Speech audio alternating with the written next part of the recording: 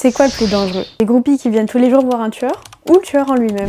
Ce que j'ai trouvé incroyable dans Les Chambres Rouges, c'est le contraste entre les deux actrices principales féminines, Kellyanne et Clémentine. C'est l'admiratrice. Elle est persuadée que le tueur est innocent. Elle croit qu'il est victime d'une erreur judiciaire. Elle projette plein d'émotions, elle idéalise complètement ce mec. C'est ouf. En fait, on dirait qu'elle est complètement amoureuse de lui. Pour tout dire, elle vit dans un fantasme romantique et naïf. Et en face, t'as Kellyanne. Pour elle, petit à petit, on comprend qu'elle cache un truc bien plus sombre que ce que l'on pense. Elle veut pas simplement la vérité en allant au procès, en fait elle veut tout voir. Même ce qu'on devrait jamais voir. Elle est froide, méthodique, aqueuse, réservée et surtout beaucoup moins naïve.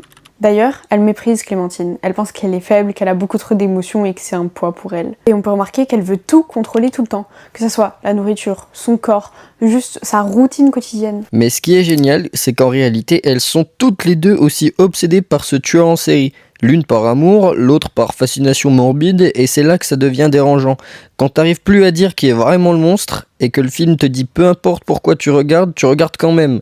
Et ça c'est super dérangeant, parce que ça te renvoie à ta place de spectateur. Pourquoi tu regardes ce genre d'histoire? Pourquoi ça t'attire? C'est pas juste un film sur un procès, c'est un film sur notre regard, notre propre obsession pour le crime. Le film est fait pour nous faire penser, tiens, finalement nous aussi on est un petit peu obsédés. Parce qu'on a autant envie de savoir la vie des personnages, le film, la suite du film, la vidéo. En fait, parfois c'est presque même du voyeurisme. Et toi, est-ce que tu serais plutôt effrayé par les gens obsédés par les tueurs en série ou par le tueur en série lui-même?